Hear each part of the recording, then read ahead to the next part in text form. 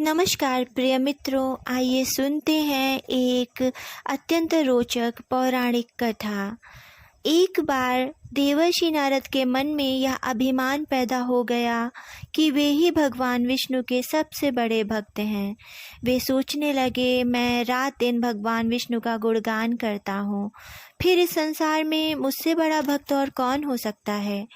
किंतु पता नहीं श्रीहरि मुझे ऐसा समझते हैं या नहीं। यह विचार कर नारद भगवान विष्णु के पास क्षीर सागर में पहुँचे और उन्हें प्रणाम किया। विष्णु जी बोले, आओ नारद, कहो कैसे आना हुआ। नारद बोले, भगवान मैं आपसे एक बात पूछने आया हूँ।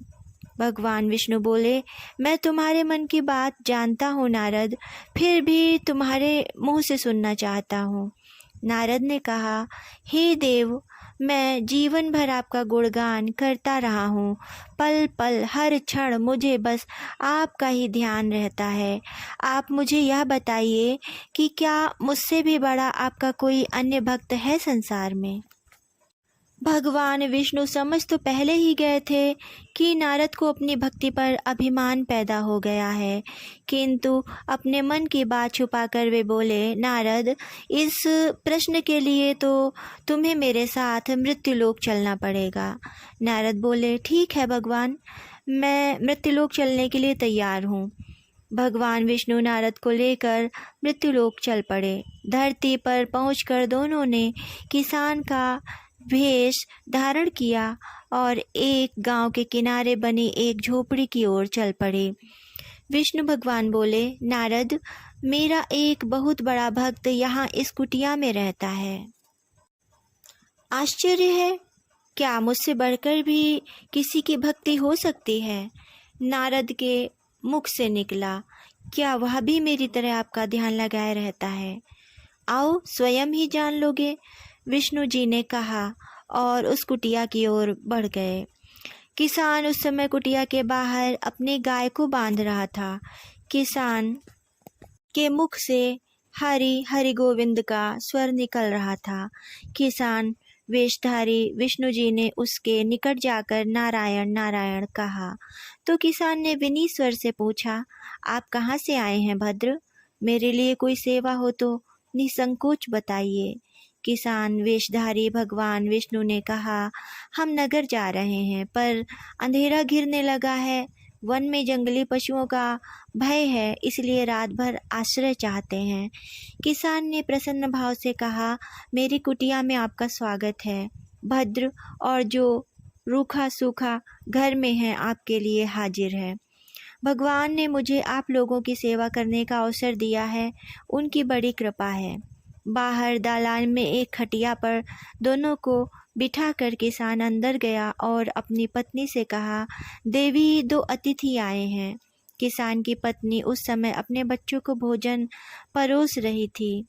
धीरे से आटे का बर्तन देखती हुई बोली, घर में इतना सा ही आटा है और ये बच्चे भोजन मांग रहे हैं। किसान बोला, कोई बात नहीं, हम अतिथियों को भरपेट भोजन कराएंगे, तुम बच्चों को आज कांजी बनाकर पिला देना। नारद और भगवान विष्णु ने उन दोनों का सारा वार्तालाप सुना, फिर भी परीक्षा के लिए भोजन की थाली पर बैठ गए।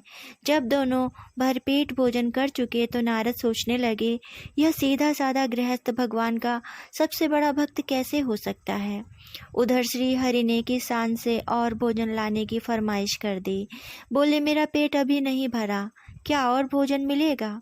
किसान रसोई घर में गया और जाकर पत्नी से पूछा, कुछ और भोजन बचा है क्या। पत्नी बोली, बच्चों के लिए कांजी बनाई है, बस वही शेष है। विष्णु और नारद वह भी पी गए। किसान और उसके परिवार को भूखे ही सोना पड़ा। भूखे बच्चे माँ का आंचल थाम कह उठे, माँ, नींद नहीं आ रही है, मुझे बड़े जोर की भूख लगी है। पिताजी ने उन अतिथियों को कांजी भी क्यों पिला दी। किसान ने बच्चे के सर पर हाथ फेरते हुए कहा, अतिथि को भोजन कराना स्वयं विष्णु भगवान को भोग लगाने के समान है बेटा। बाहर दालान में दोनों अतिथि अलग अलग बिस्तरों पर लेटे हुए थे। भगवान विष्णु ने कहा, तुमने सुना नारद, किसान और उसके परिवार को भोजन नहीं मिला, फिर भी वह मेरे गुण गा रहे हैं। यह तो कुछ भी नहीं है। मैंने तो कई कई दिनों तक भूखे रहकर आपका स्मरण किया है। अगले दिन सुबह उन्होंने देखा किसान भगवान विष्णु की मूर्ति के सामने कह रहा था, गोविंद हरि हरि, तुम सदा मेरे मन में बसे रहो, बस मुझे कुछ और नहीं चाहिए। फिर दोनों अतिथियों से बोला, हरि की बड़ी कृपा है, वही जग का रखवाला है। प्रभु की दया से रात को कोई कष्ट तो नहीं हुआ। जब तक आपका जी चाहे तब तक आप दोनों यहाँ रहें, मैं खेत पर जा रहा हूँ। किसान वेशधारी श्री हरि बोले, हम भी तुम्हारे साथ चलेंगे, यदि तुम्हें कोई आपत्ति न हो तो। नारद और भगवान विष्णु किसान के साथ उसके खेत पर गए। किसान बोला, यही है अपना खेत, अब मैं अपना काम करूँगा। गोविंद हरि हरि। नारद बोले, तुम तो सत्पुरुष हो, भगवान के बड़े भक्त हो, हर घड़ी उनका नाम लेते रहते हो। किसान बोला, अरे कहाँ, काम से जब भी थोड़ा बहुत समय मिलता है तभी उनका नाम ले पाता हूँ। नारद ने पूछा, कब कब मिलता है समय? किसान बोला, सुबह उठता हूँ तब, रात को सोता हूँ तब, और दिन में जब भी काम से समय मिल जाए तब। ओह, समझा, नारद के मुख से निकला। दोनों जब किसान से विदा लेकर चले तो नारद ने व्यंग्यात्मक स्वर में कहा, आपने सुना भगवान, वह सुबह शाम 2 बार ही आपका स्मरण करता है, जबकि मैं हर समय आपका ध्यान करता हूँ, फिर भी आप उसे महान भक्त बताते हैं। नारद की बात सुनकर श्री हरि चुप रहे, किंतु मन ही मन उन्होंने कहा, कारण भी जान जाओगे नारद। विष्णु जी ने एक कलश को तेल से लबालब भर कर नारद को दे दिया और बोले, नारद, इसे अपने सिर पर रखकर बिना हाथ लगाए सामने वाली पहाड़ी तक ले चलो। ध्यान रहे इस कलश में रखे तेल की एक बूंद भी जमीन पर गिरने न पाए। नारद बोले, यह कार्य सहज तो नहीं है। यह कहकर नारद ने कलश सिर पर रख लिया और पहाड़ी की ओर चल दिए। नारद पहाड़ी तक गए और लौट आए। विष्णु जी बोले, लौट आए नारद, ठीक है, अब यह बताओ कि इतनी दूर जाने और आने में तुमने कितनी बार मेरा स्मरण किया है? नारद बोले, एक बार भी नहीं भगवन। करता भी कैसे? मेरा सारा ध्यान तो तेल और कलश की तरफ लगा हुआ था। श्री हरि बोले, तब तुम ही सोचो, वह किसान दिन भर कठिन परिश्रम करता है, फिर भी 2-4 बार मेरा स्मरण जरूर करता है, और तुम एक बार भी मेरा स्मरण नहीं कर पाए। विष्णु भगवान की बात सुनकर नारद के अंतर्चक्षु खुल गए।